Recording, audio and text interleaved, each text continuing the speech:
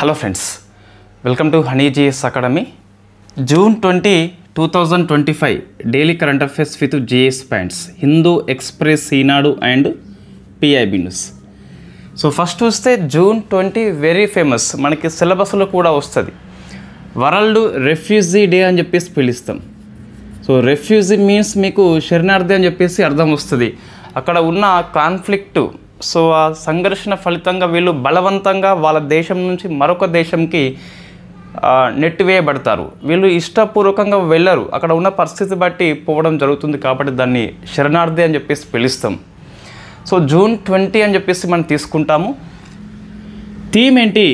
Theme మీకు చూస్తే solidarity with refugee అని చెప్పేసి మనం థీమ్ తీసుకున్నాము. అంటే ఈ రెఫ్యూజీ పట్ల సంఘీభావంతోని మనం ఉండాలి, సంఘీభావంతోనే ఉండాలని చెప్పేసి, అంటే కొంచెము కరుణ చూపాలని చెప్పేసి అర్థం వస్తుంది. సో ఒకసారి మనం జిఎస్ పాయింట్ ఆఫ్ వ్యూలో చూస్తే రెఫ్యూజీ విషయంలో very famous question. So refugee ఒప్పందం 1951 ఉంటుంది. దీన్ని జెనీవా ఒప్పందం అని చెప్పేసి పిలుస్తాం. దాంతోపాటు 1967లో రెఫ్యూజీ ప్రోటోకాల్ అని చెప్పేసి ఉంటుంది. ఇవి రెండు కూడా ఈ రెఫ్యూజీ కోసం అని చెప్పేసి పనిచేస్తున్న అంతర్జాతీయ చట్టాలు ఇవి.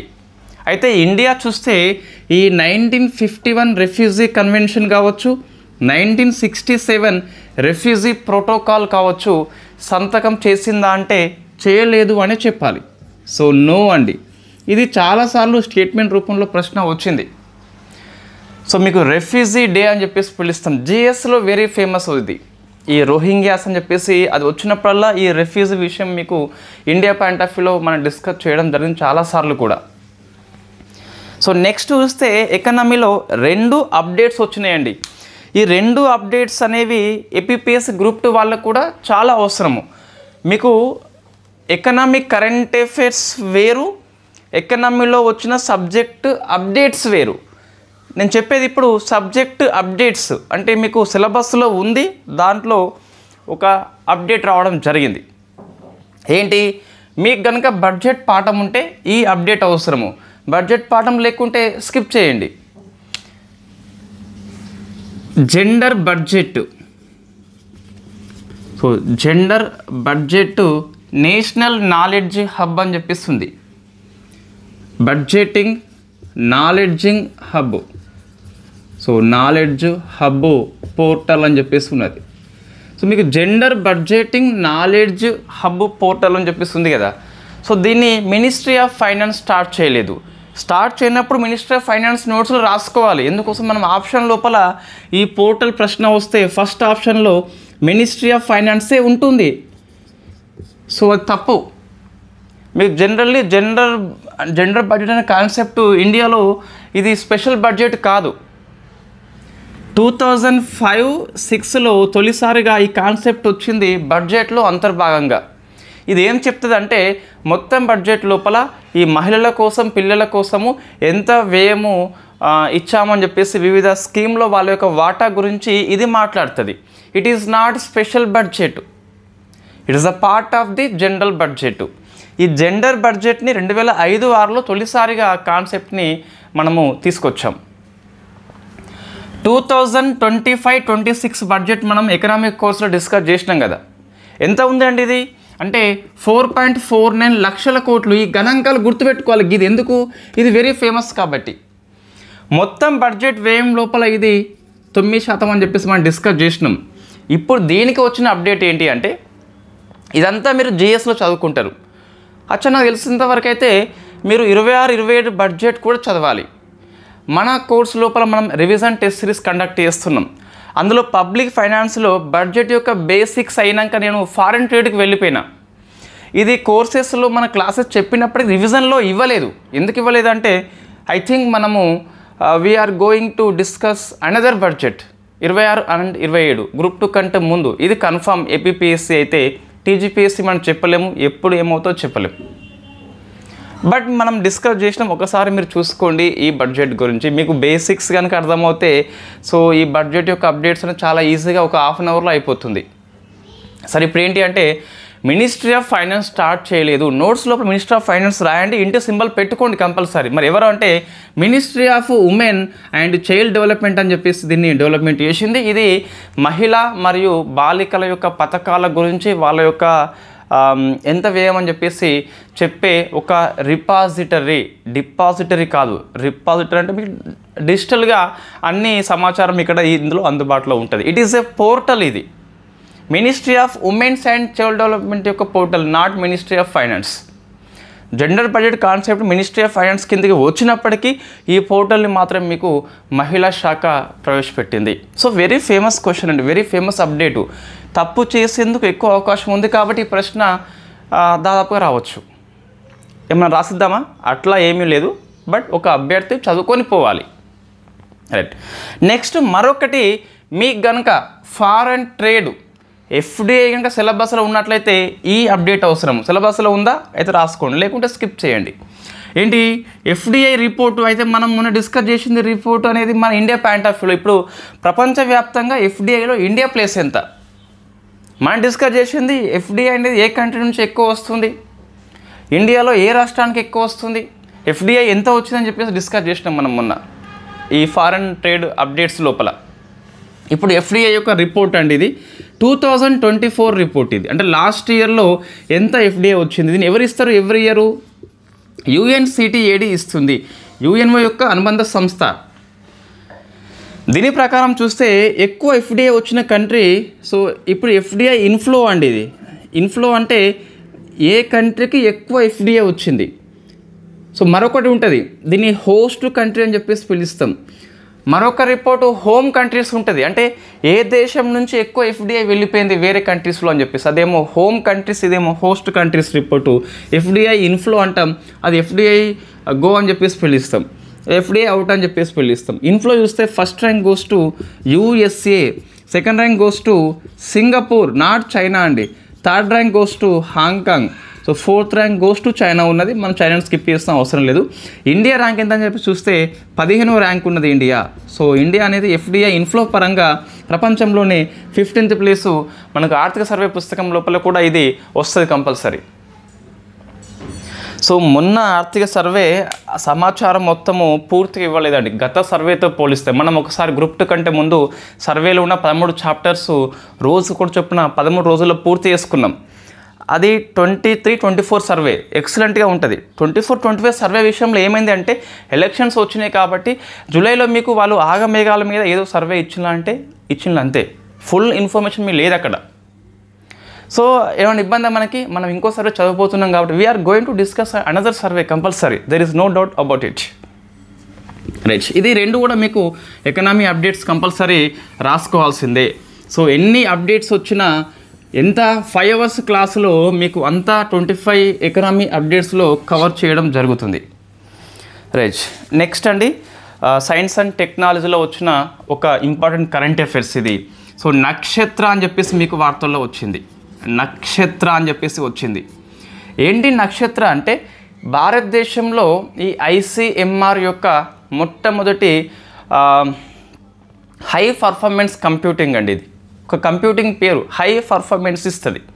ఈ బయో మెడిసిన్ రంగం లోపల ఇది పనిచేస్తుంది. It is high performance computing in India అని చెప్పేసి పిలుస్తాం. దీన్ని ఎక్కడ మనము డెవలప్మెంట్ చేసుకున్నామంటే నేషనల్ ఇన్స్టిట్యూషన్ ఆఫ్ వైరాలజీ. ఎక్కడ ఉంది ఇది? పూణేలో ఉంది. ICMR యొక్క అనుబంధ సంస్థ నేషనల్ ఇన్స్టిట్యూషన్ ఆఫ్ వైరాలజీ అని చెప్పేసి. మనకి చాలా విషయంలో ఈ వైరస్లు వస్తాయి, దాని యొక్క DNA మనం ఆవిష్కరించాలి కంపల్సరీ, దాని యొక్క RNA ఆవిష్కరించాలి. సో మనము ఈ కరోనా లాంటివి వచ్చినప్పుడు ఈజీగా ఆ DNA మనం పట్టుకోవాలంటే కంప్యూటర్ల యొక్క వేగం ఎక్కువ అవసరం ఉంటుంది. సో దాని యొక్క ఉపయోగం కోసం అని చెప్పేసి నక్షత్ర అనే సూపర్ కంప్యూటింగ్ తీసుకొచ్చాం మనం. కాబట్టి మీకు వార్తల్లో కనిపించిన నక్షత్ర అంటే ఏంటని చెప్పేసి వస్తుంది. It is not star. So చూస్తే ఇది ఏంటి, ఒక హై పర్ఫార్మెన్స్ కంప్యూటింగ్ ఈ బయోమెడిసిన్ రంగం లోపల. దీన్ని నేషనల్ ఇన్స్టిట్యూషన్ ఆఫ్ వైరాలజీ లోపల పొందుపరిచారు. మరి ఈ సూపర్ కంప్యూటింగ్ వ్యవస్థని ఏ స్కీమ్ కింద డెవలప్మెంట్ చేసిందంటే ప్రధానమంత్రి Ayushman Bharat health infrastructure machine so దీని కింద వాళ్ళు దీన్ని డెవలప్మెంట్ చేయడం జరిగింది. నేషనల్ ఇన్స్టిట్యూషన్ ఆఫ్ వైరాలజీ అని చెప్పేసి పిలుస్తాం. సో వెరీ ఫేమస్ క్వశ్చన్ అండి. ఒకసారి మనము చూద్దాం, డిస్కస్ చేద్దాం తర్వాత ఒకసారి ఒక విషయం. తర్వాత ఏంటి మీకు ఇప్పుడు ఎన్విరాన్మెంట్ కరెంట్ అఫైర్స్. భారతదేశంలో ఈ వాణిజ్య కార్యకలాపాల కోసం అని చెప్పేసి కమర్షియల్ మోడ్లో ప్రారంభించిన మొట్టమొదటి హైడ్రోజన్ బస్సు ఎక్కడ అంటే లేహు లోపల మనం డిస్కస్ చేసినామండి. అప్పుడు జస్ట్ అనౌన్స్మెంట్ జరిగింది, ఇప్పుడు అమలు జరిగింది. సో భారతదేశంలో వాణిజ్య కార్యకలాపాల కోసం మొట్టమొదటి హైడ్రోజన్ ఆధారిత బస్సులు, మనకు ఈ కార్బన్ ఎమిషన్స్ రాకుండా కేవలం నీటి ఆవిరి మాత్రం బయటకు వస్తుంది హైడ్రోజన్ ఫ్యూయల్ సెల్ను ఉపయోగిస్తే. సో కాబట్టి ఈ లేహు అనే ప్లేస్ని గుర్తుపెట్టుకోవాలి. ఇంకోటి మీకు ఈ ఒంటి కొమ్ము ఖడ్గమృగాలు ఎక్కువ అస్సాంలోని కజిరంగ లోపల ఉంటాయి, లేదా పోబిటోర లోపల ఉంటాయి. తొలిసారిగా ఉత్తరప్రదేశ్లో ఉన్న దూధ్వా జాతీయ పార్క్ లోపల ప్రవేశపెట్టారు.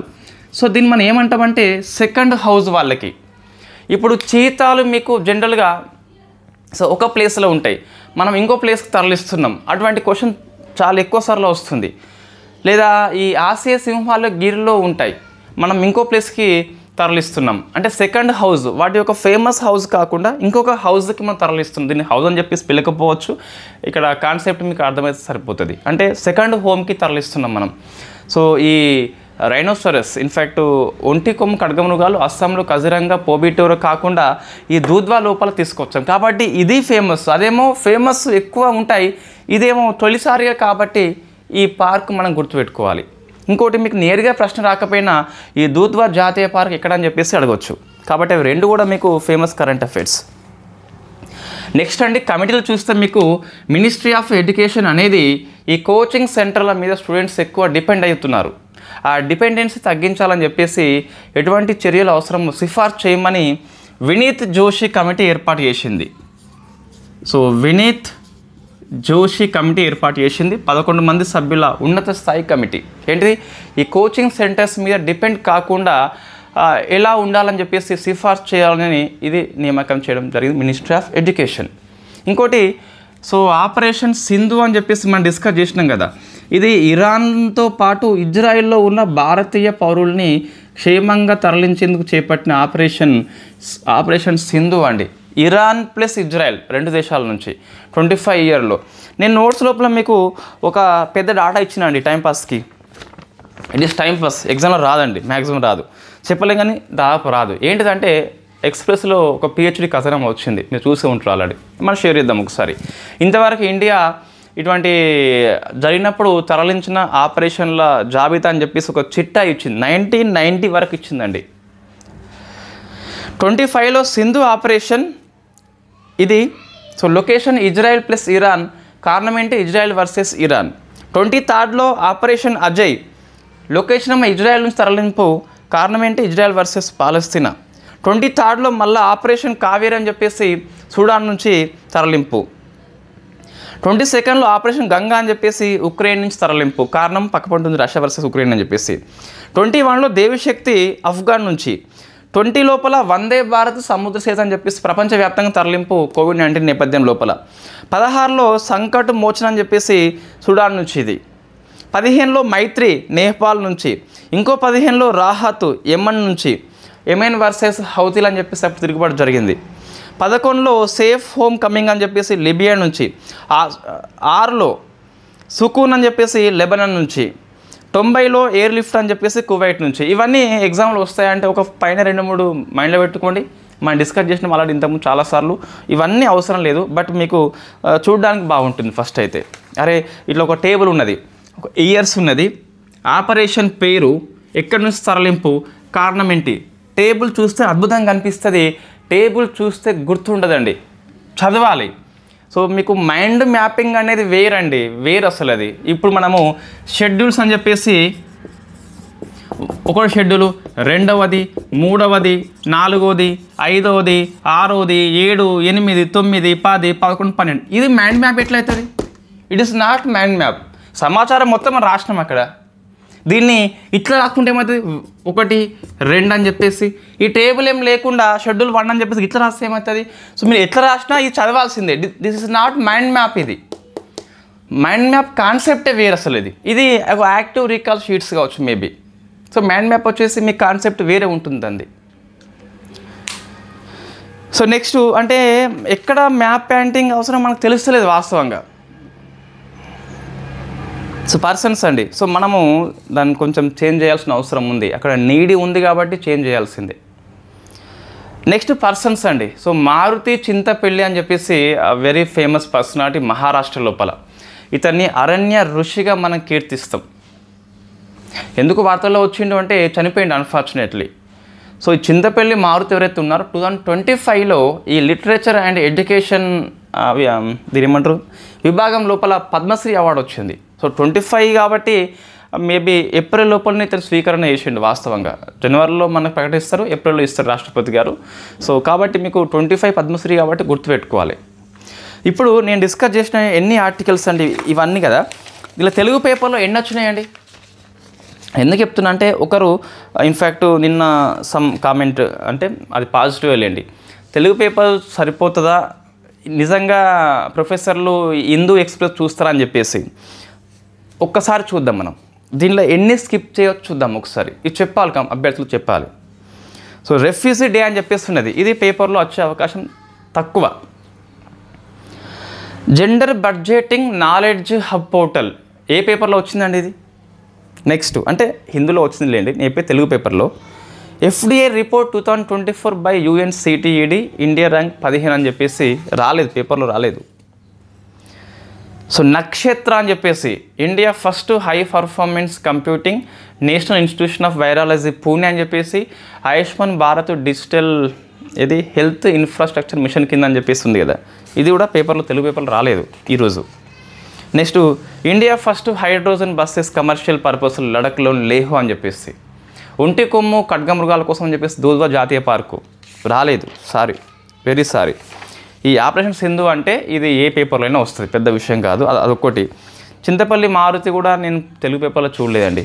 చూడండి ఇప్పుడు ఇన్నిట్లలో మనం ఏ స్కిప్ చేద్దామండి, దేనికి అదే ఇంపార్టెంట్, అన్ని ఎగ్జామ్లో వచ్చే విధంగానే ఉన్నాయి. సో మీకు లిమిటెడ్ కంటెంట్తోని అనవసరపు ఏ ఒక్క పాయింట్ చెప్పకుండా మంచి కరెంట్ అఫైర్స్ ఇస్తున్నాం మనం. సో అన్ఫార్చునేట్లీ మనకి ఎందుకు వ్యూస్ ఎక్కువ వస్తలేవు అని చెప్పేసి కొంతమంది డౌట్స్, అదే మనది మన దగ్గర లేదు, దానికి టెక్నికల్ ఇష్యూ ఒకటి ఉన్నది. మనం దానికి ఏంటి వాటిని ఏమంటారు తమిళలో మనం సింపుల్ వేసి పడేస్తాం. ఇంకోటి ఉంటుంది ఇట్లా, సో కింద అన్నీ అంటే మన సెర్చింగ్లో రావాలంటే ట్యాగ్స్ ఇవ్వాలి, ఒక 500 ట్యాగ్స్ దాకా ఇవ్వాలి. మనకి వేరే 1 మ్యాన్ ఆర్మీ కాబట్టి మనం అన్ని టైం అంతా వేస్ట్ చేసుకోం కాబట్టి సరే 100 మందికి చేరినా కూడా 100 మందికి ఉపయోగపడి చాలా యూస్ఫుల్గా ఉంటే సరిపోతుంది వాళ్ళకి. So that is the first technical issue అదండి, అది ఒకటి, అది మన మిస్టేక్. అది సెకండ్ మిస్టేక్ ఏంటి అంటే ఆస్పిరెంట్స్ మన ఛానల్ని ఎవరు షేర్ చేయరు జనరల్గా, ఎందుకంటే మనకి ఏది సబ్స్క్రైబ్ షేరింగ్ అని మనము చెప్పాము, అండ్ మనం ఎమోషనల్ వర్డ్స్ ఎక్కువ ఉపయోగించము. అంటే ఇప్పుడు ఆస్పిరెంట్స్కి మనకి మధ్య ఎమోషనల్ బాండింగ్ తక్కువ ఉంటుంది. ఎందుకు అంటే మనం ఇది నా పర్సనల్ లైఫ్, ఇది ఇన్ని కష్టాలని చెప్పేసి మనం చెప్పుకోము ఇక్కడ. సో మనము పర్సనల్ లైఫ్ని కంప్లీట్గా మీ ముంగట పెట్టాము, అసలుకే అవాయిడ్ చేస్తాం, మనం ఓన్లీ కంటెంట్ వరకే పరిమితం అవుతాం. సో కాబట్టి అది షేర్ చేయరు. మళ్ళీ ఇంకో కొంతమంది ఆస్పిరెంట్స్ బాగా నమ్మిన వాళ్ళు షేర్ చేయరు. ఇది మనకు ఆస్పిరెంట్స్ డైరెక్ట్ చెప్పారు ఒకసారి. ఏంటి అంటే మీకు ఆల్రెడీ నేను గ్రూప్లో స్క్రీన్ షాట్ పెట్టినా, ఏంటి ఇన్ఫ్యాక్ట్ మనది నమ్మిన వాళ్ళు ఏంటంటే ఇది కాన్సెప్ట్ వస్తుంది ఇవన్నీ, సో లిమిటెడ్ కంటెంట్ ఎక్కువసార్లు చదివితే జాబ్ వస్తుంది అని చెప్పేసి నమ్మిన వాళ్ళు ఏం చేస్తారంటే షేర్ చేయరు. లైట్ కొంచెం సెల్ఫిష్ అన్నట్టు వాళ్ళు, అది వాళ్ళ దృష్టిలో మంచిదే. ఇన్ఫ్యాక్ట్ ముందు మనమైతే నిలదొక్కుకోవాలని చెప్పేసి ఆ కాన్సెప్ట్ని వాళ్ళు ఉంటారు. ఇన్ని కారణాలు ఉంటాయి మనకి. సో కాబట్టి జనరల్గా అది వ్యూస్ రావు, మనం వ్యూస్ పట్టించుకోమండి. వ్యూస్ పట్టించుకుంటే ఏపీ కానిస్టేబుల్, ఏపీ డిఎస్సి అప్పుడు మనకి ఏపీలో గ్రూప్ 2 ఆస్పిరెంట్సే అంతో ఇంతో ఉన్నారు. కొద్దిగా పరిచయం అంటే గ్రూప్ 2 వాళ్ళు SNTతోని పరిచయం మనకి. స్పేస్ వీడియో అందుకే 1 lakh ఉంటుంది, డిఫెన్స్ 30,000 ఉంటుంది, ఎకనామీ 40,000 ఉంటుంది, పాలిటీ 70,000 80,000 ఉంటుంది. అవన్నీ వాళ్ళకి సిలబస్లో ఉన్నాయి కాబట్టి కొద్దిగా గ్రూప్ 2 వాళ్ళు టచ్ మనకి. నాన్ గ్రూప్ 2 వాళ్ళు తెలంగాణలోనే టచ్ లేరు, ఇంకా ఏపీలో అసలుకే మన మొహమే తెలియదు వాళ్ళకి. అయినప్పటికీ మనం ఆ 50-60 వ్యూస్ వచ్చినా, సో మనం ఒక ఎకనామీ కాకుండా మిగతా అన్ని ఇచ్చినాం వాళ్ళకి. క్వశ్చన్స్ కూడా వచ్చినాయి వాళ్ళకి ఏపీ లోపల కానిస్టేబుల్. అంటే మనం మాట ప్రకారం వెళ్తున్నాం అంతే, వాళ్ళకు వ్యూస్ వస్తాయా రావా సంబంధం లేదు మనకి. సో మీరు సానుభూతి వ్యక్తం చేయవద్దు. ఇన్ఫ్యాక్ట్ ఏది వ్యూస్ వస్తలేవని చెప్పి మనకి తరచుగా గిచ్చవద్దు, నీకు వ్యూస్ వస్తలేవని చెప్పేసి. ఎందుకు వ్యూస్ మనకి అవసరం లేదు. సో చాలామంది ఇంతవరకు ఇప్పుడు నేను ఇలా ఎగ్జామ్ అయిపోతుంది, వెంటనే సాయంత్రం మనం ఇది ఫీడ్బ్యాక్ తీసుకుంటాము యూట్యూబ్ కమ్యూనిటీ లోపల. ఇంతవరకు ఏ ఒక్కరు కరెంట్ అఫైర్స్ చూసి మోసపోయినాము, ఇవి రాలేదని చెప్పేసి ఏ ఒక్క కామెంట్లు, మీరు ప్రతి ఎగ్జామ్ జరిగిన ఈవినింగ్ ఒకసారి వెళ్ళి చూడండి, గ్రూప్స్ కావచ్చు, ఇన్ఫ్యాక్ట్ సివిల్స్ కావచ్చు, ఏదైనా సరే నెగిటివ్ కామెంట్స్ మీకు అక్కడ కనిపించవు. సో 100 కామెంట్స్ ఉంటే 100 పాజిటివ్ ఉంటాయి, అంటే నిజంగా క్వశ్చన్స్ వస్తున్నాయి కాబట్టి. సో ఇప్పుడు ఇది ఎందుకు చెప్తున్నామంటే, కొంతమందికి ఎక్కువ వ్యూస్ వస్తేనే అది బెస్ట్ ఛానల్ అని చెప్పేసి ఒక బ్యాడ్ ఒపీనియన్ ఉంటుంది. అట్లా ఉండదండి, అట్లా ఏమీ ఉండదు. మీ కంటెంట్ అనేది ఎగ్జామ్ పాయింట్ ఆఫ్ వ్యూలో ఉందా లేదా అని చెప్పేసి ముఖ్యం, అంతే. Right, thank you very much.